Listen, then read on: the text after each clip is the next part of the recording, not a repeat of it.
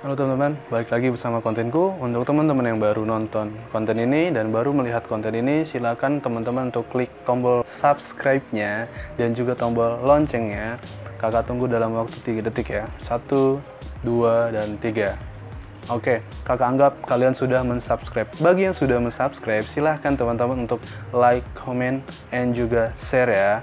Karena teman-teman dengan adanya info ini membantu teman-teman yang lain juga untuk mendapatkan informasi yang sama dan berusaha untuk sukses juga ke depannya. Dari sesuai requestan teman-teman semuanya, banyak yang meminta untuk kakak membuat suatu gambaran terkait tes psikologi, di mana psikologi tersebut akan ada dalam ujian sekolah kedinasan maupun sekolah ikatan dinas. Terutama kakak akan membahas pengalaman kakak terkait di SCTD ya teman-teman ya. Sebenarnya dalam menjawab soal psikotes tidak ada yang namanya benar ataupun salah, itu tidak ada. Dimana melainkan tes psikologi itu untuk mengetahui bagaimana karakter kalian pada saat kalian mengerjakan tes-tes tersebut.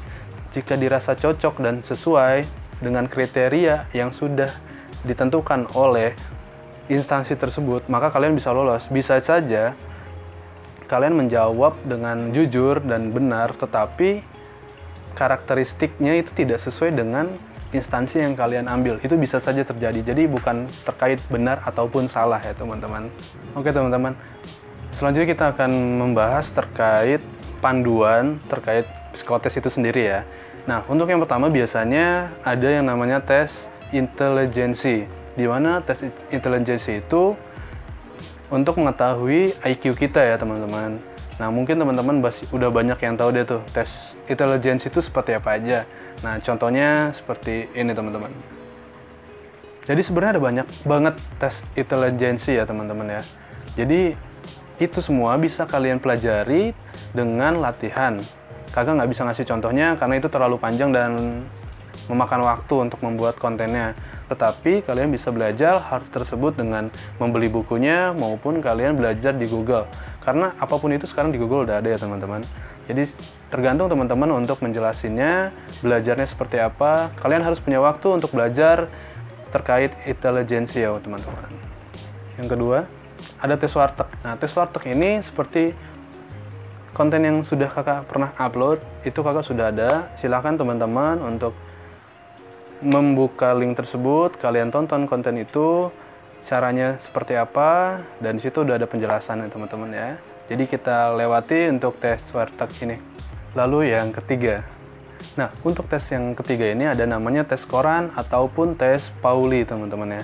Dimana untuk tes ini juga sudah kakak jelaskan, sudah kakak upload di YouTube kakak, gimana cara menyelesaikannya dan tips dan triknya juga ya teman-teman. Jadi silahkan teman-teman untuk membuka konten tersebut dan juga belajar dari konten tersebut ya. Karena tes Pauli ini sebenarnya ada triknya.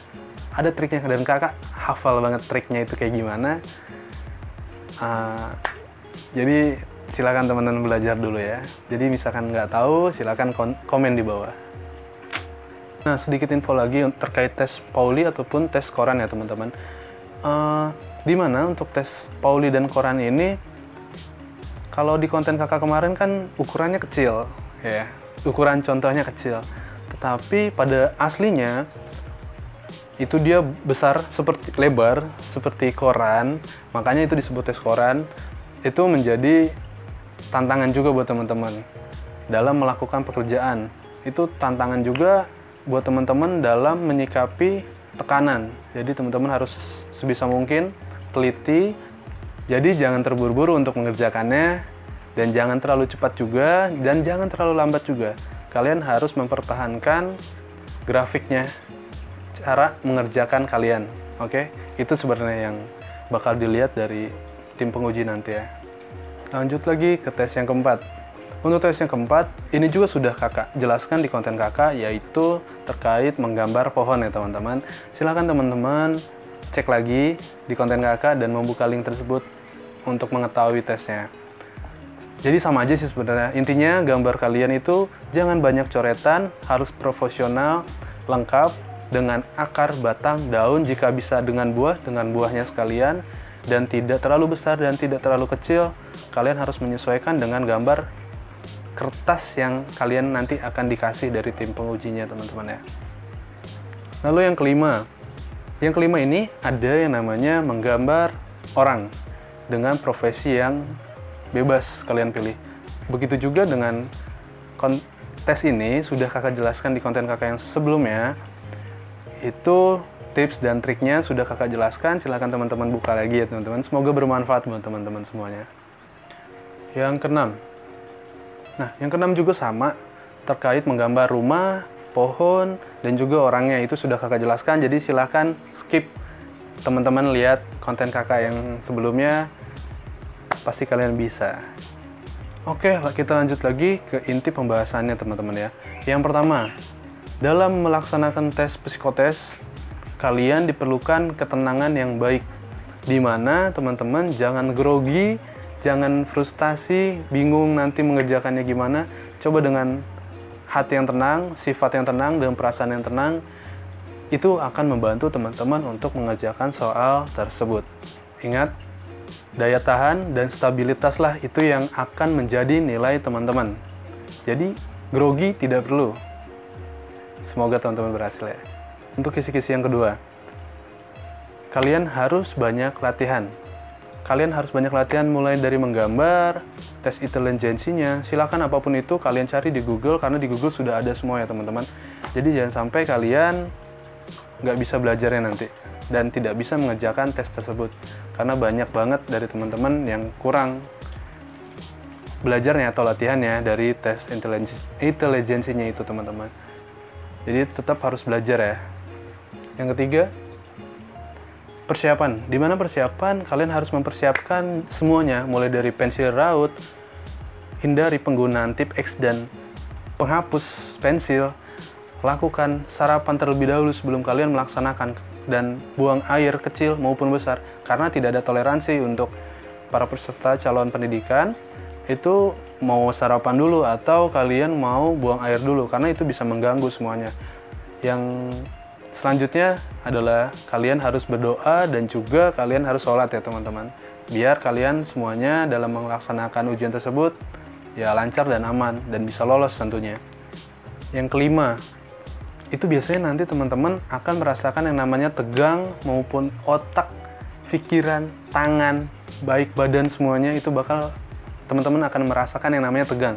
Nah, saran kakak untuk kalian, dimana kalian harus melakukan stretching, dimana bisa kalian dengan bernyanyi, menggerak-gerakkan bagian tubuh, membawa spinner mungkin, itu bisa menjadi solusi juga. Atau kalian bisa menggunakan pulpen atau apapun itu sebagai alat-alat yang bisa diputar-putar, atau apapun itu menjadi solusi juga, supaya kalian nggak tegang dan nggak stres. Gitu ya teman-teman. Oke, mungkin itu teman-teman yang bisa saya sampaikan hari ini. Intinya kalian tetap harus jaga kesehatan teman-teman, kepribadian teman-teman semuanya, persiapkan itu semua, dan juga latihan yang cukup. Jangan terlalu memaksakan, tetapi cukup ya teman-teman. Semoga konten ini bermanfaat dan bisa kalian laksanakan pada saat tes pengujian psikotes nanti. Dan semoga ini bermanfaat untuk teman-teman yang melaksanakan itu.